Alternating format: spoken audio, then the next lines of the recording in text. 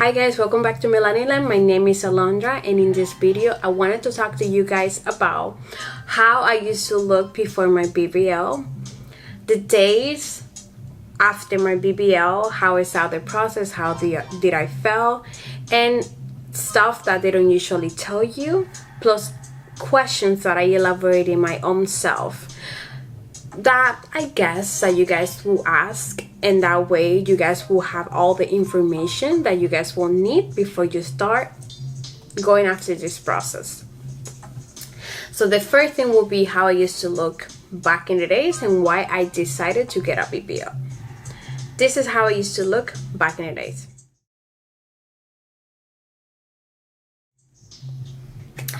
Like you have seen, my body wasn't very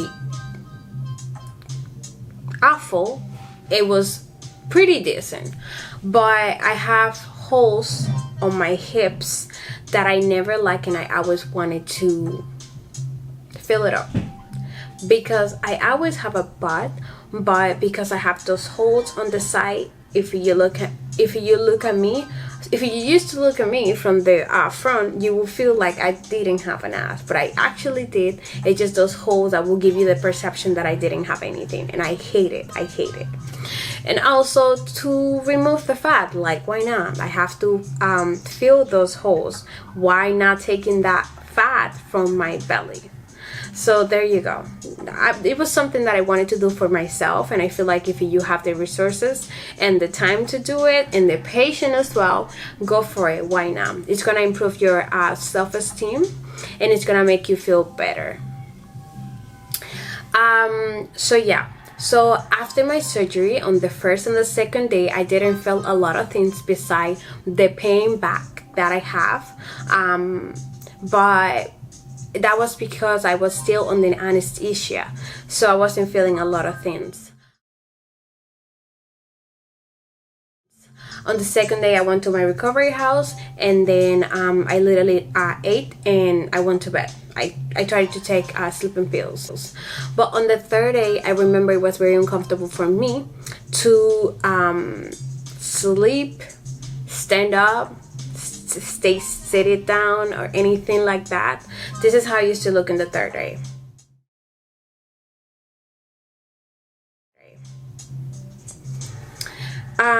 So for me, the third and the fourth day were the worst day. Then on the fourth day, it was very similar to the third day. It was more and more uncomfortable feeling than anything else. Feeling like you're just annoying with everything, and you just want to be healed, and you're just desperate to be okay and heal. After the fourth day, everything started getting better and better, but you have to understand as well that maybe one day you will feel okay, and then the next day you will feel uncomfortable again, weak again, and you have to get used to the roller coaster. It's gonna go up, it's gonna go down, and that's totally fine. I still feel that, and I have a month in days after post surgery. So it's just part of the process. You're gonna have days where you're gonna feel like, oh my god, I just want to get over this recovery, and I just want to be ready. I just want to be ready to rock that bikini. But that's not the way it is. It's a process. Your skin and your body have to heal from that trauma. Alright, so after that, everything got better. I have pictures of how I used to look on the 12th day, if I'm not mistaken. I'm gonna upload them right now.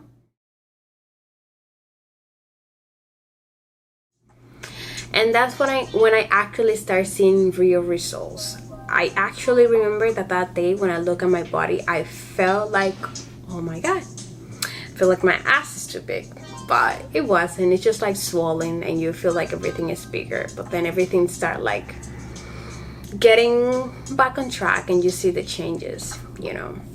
One thing is that once you switch to the second faja or garment, you're gonna start seeing results way faster. The tighter it is, the better it is. Try to wear your bore. That's gonna make compression on your belly, and that's gonna accelerate the process. But do not do what I did, which was trying to kill yourself and being so uncomfortable and just sucking it up because you want to see results, and then having a pain that you don't handle, just because your muscles are trying to breathe and you're not giving the space for them to breathe. So don't do that. I'm guilty of that, and I learned my lesson. That was pretty much it, like a resume of all the days, you know. Also, I wanted to add that on the third day I got my first massage, and I threw up, which is normal, because if there's, your body is rejecting what you have inside. You have a lot of blood and stuff that your body wants to throw out or like get rid of. Because my infection healed real quickly, I didn't have a place where to, you know, get rid of that. So I threw up when I was getting the massage, and that's usually normal. That's what the nurses told me, because your body just trying to get rid of it. And you also have to throw up the anesthesia, because that way, if you throw up the anesthesia, you most likely won't get eruptions on your skin, which is what usually happens. You get what's the name of that? You get an allergic reaction, where you get little bumps on your skin. That's like the reaction of your skin trying to get rid of that anesthesia. But other than that, that was all about it. I tried to sleep as much as I could. I always have my sleeping pills with me, and yep. Another thing is that how I used to sleep. The way I used to sleep was, because I didn't get my breast done, I would sleep on my face. That was the more comfortable position for me. But if I would be sleeping on my back, I would put a pillow under my thighs and just sleep like that. So that way I have a disbalance between my butt and my thighs. So that way my butt won't touch the bed. In my case, my butt wasn't a priority because I mainly put everything on my hips. But most people that get a BBL, they usually put everything on their butt. So that way you can create a friction between the surface, your thighs, and your butt. All right.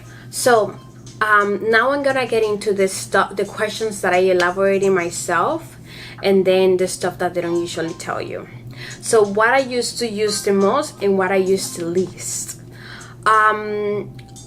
What I use the most will be pads, sanitary pads. Also some creams that I bought in the Dominican Republic. I'm gonna attach the names down below, but I don't think I can find that in America. Alright guys, I actually have everything that I wanted to show you guys down here, so that's why you guys are seeing this. Alright, so it will be this one.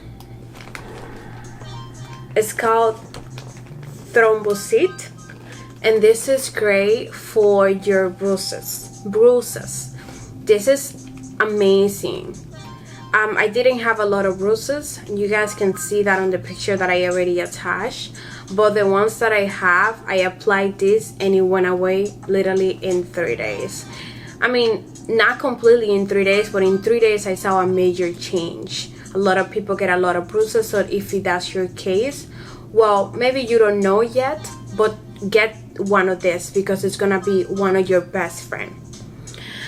I will apply this after my massage and before I put my faja on. Also this pomade called Ubrenal.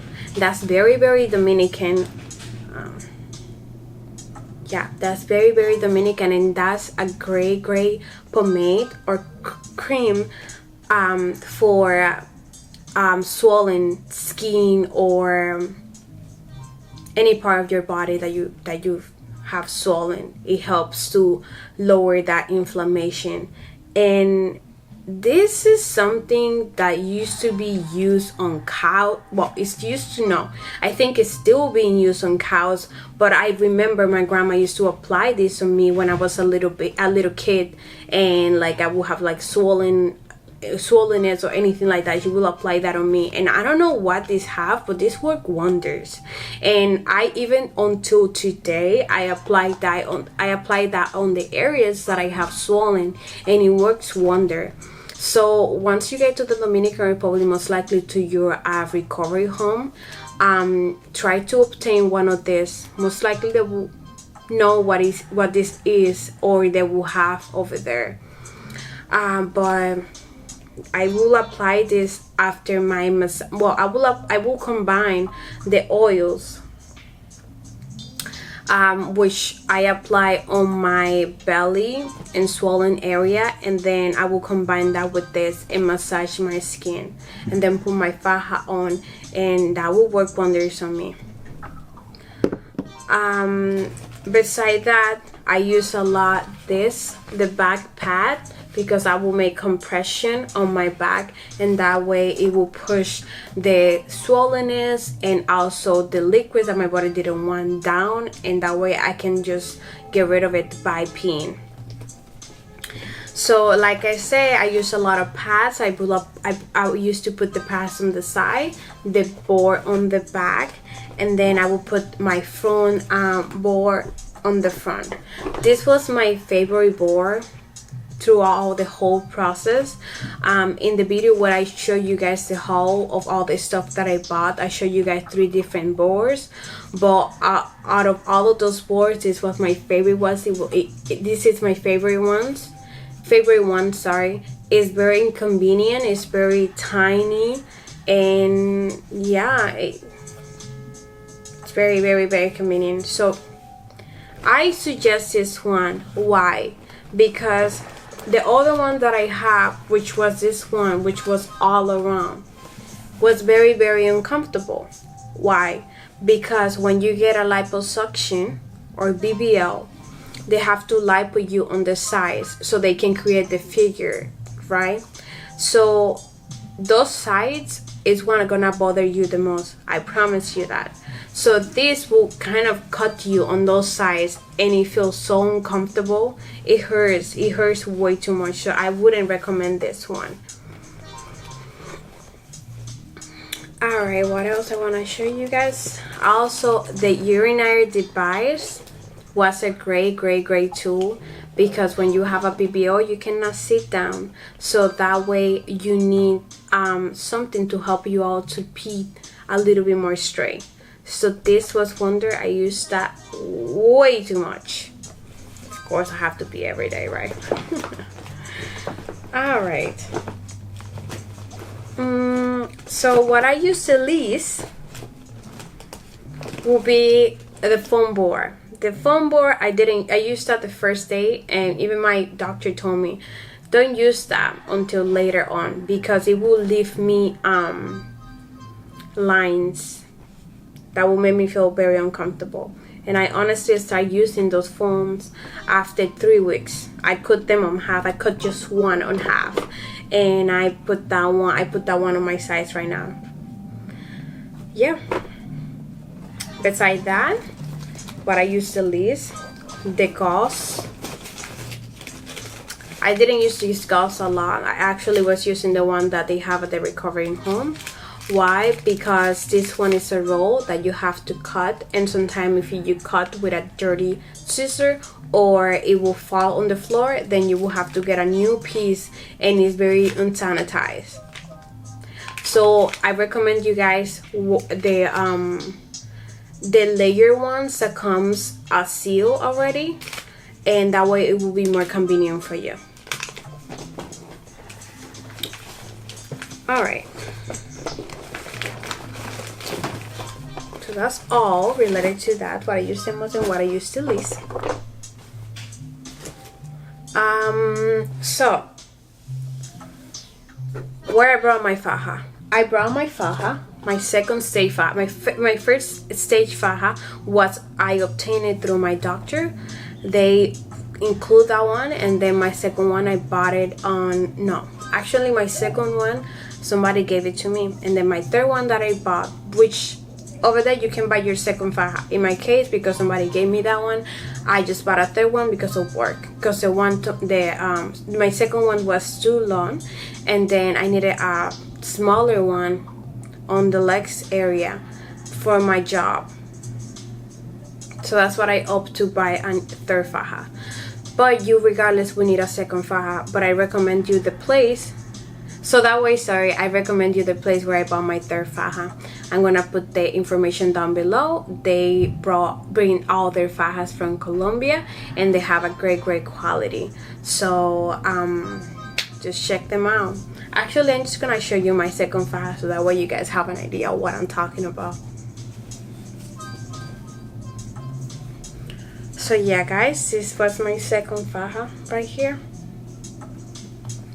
Do you see the material? Like inside it have this soft fabric, and then on the outside it have a thicker one, and then it has three line of hooks, and then on the back you have like a big grand man patty panty, sorry, and then it have three hooks in the vagina area, whatever, you can see it. They run very small. I actually got a medium one because of my hips were too big, so it wouldn't fit me, and then I fixed it on the sides. But anyways, I'm gonna put the information down below so you guys know when you are in Dominican Republic where to get your faja. This one cost me $100 and $120, $120, and I felt like because of the material it was worth it. But definitely in Amazon you can find a better one, a better price, sorry. The only thing about Amazon is that you have to be very careful with the sizing because they run very small. They usually run very small. I'm gonna put the link of the second faja that I got, the one that I got from somebody else, but that one worked wonders for me. You don't have to get this one, you can get something similar just in case you want to look at that one in Amazon. Alright, so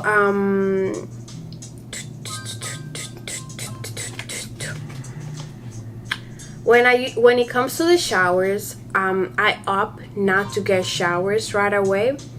Well, I mean, you're not supposed to get showers right away, but my doctor told me I was able to get a shower after the 7th day, but I didn't want to because I still have an incision open, and I just was scared that I will get an infection or anything.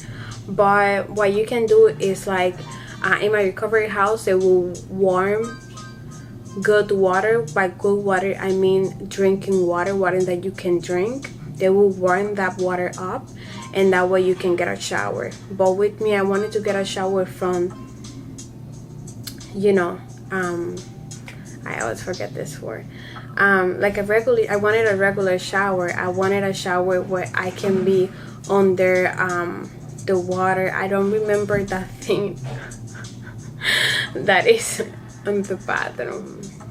In Spanish is ducha. I'm gonna put the name down here so you guys know what I'm talking about. But I wanted a normal shower and I wasn't able to get it, so I waited until I got to America to actually get a deep shower. But in the meantime, I was getting a shower with towers. They would get towers with good waters and then put medical soap and give me a shower that way at the recovery home.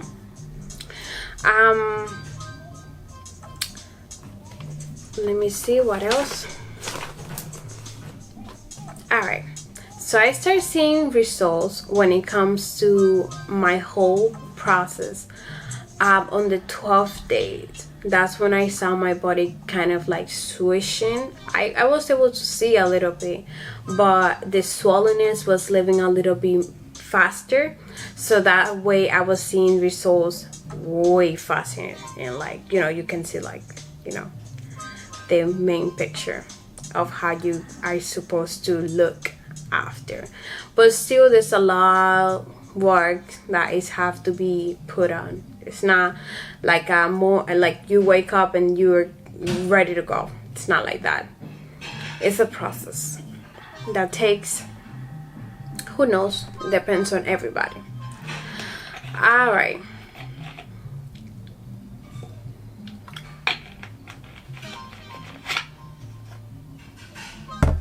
What was my first impression when I took my faja off? Like the first time they took my faja off, it was on the second day when I got to the recovery home. I'm gonna upload, well, I already uploaded pictures of how I used to look on that day. And the first thing that I say when I saw my body was, oh my god, my waist is so small. And at that point I wasn't very swollen. I was still getting hard and swollen, but my skin was still soft. Yep. My ass wasn't that big, my hips weren't that crazy. It was mainly I focused my whole attention on my waist area because I felt like everything else was very normal. That's how I saw everything.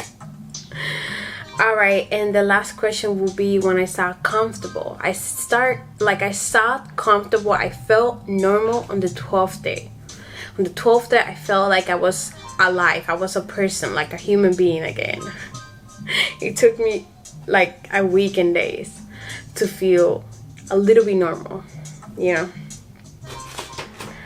Alright, so now I want to talk to you guys about why they do not tell you about BBL. The first thing that they don't usually tell you is how they're gonna drain you. When you get a BBL, some doctors have the tendency to leave the incisions open where they penetrate you. They will leave those incisions open, and that way when they give you the massage, they're gonna drain you through those little holes. Some other doctors, they're gonna give you stitches, and that way everything is gonna heal faster. In my case, I did get stitches. My doctor gives stitches, and I prefer everything that way. Why? Because I will be scared of catching an infection or anything. Because of that, I heal quicker, and my incisions were really close, but the liquid that I have inside have to come out. What they don't usually tell you is that in those cases, they have to put a needle inside of you and extract that liquid through that needle. It sounds very painful, but actually it's not that painful. It's more like the anticipation of you knowing that you're gonna get a needle inside of your body. I would usually get like at least 4 pinches, 2 at the front and 2 on the back. You know, wherever they see liquid, they have to put the needle in and extract that liquid. But the good thing about everything is that you feel way better after they take that liquid. They did that about 4 times with me. And anytime they did it, I will feel real good. So thumbs up to that. But they don't tell you that. You see everybody showing their body in the gram and ready to go, you know, but they don't tell you the downtime and all the stuff that you have to go through. Another thing is that your vagina gets swollen and sometimes it gets dark. In my case, it just got dark. In my case, it just got swollen. It didn't got dark, but I have heard some people that their vagina get very dark.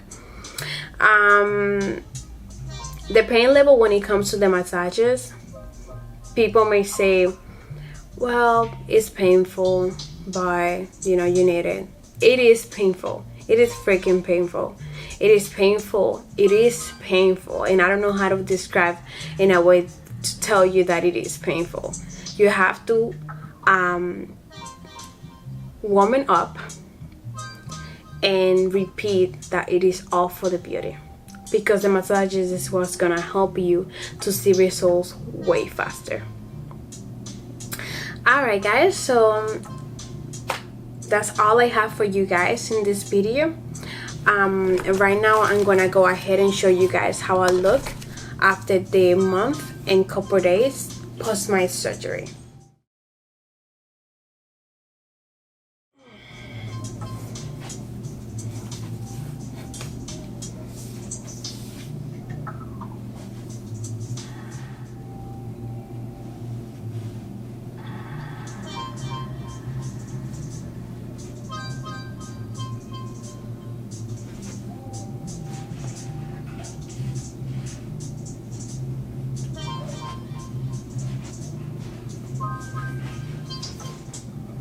Alright guys, so that's all I have for you guys in this video.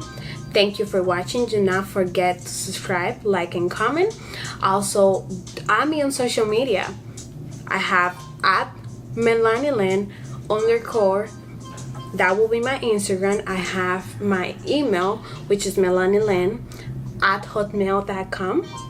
And I also have the comment section down below. If you have any questions or anything that you want to ask me, please do not hesitate. Remember, I already went through this process and I will be happy to help.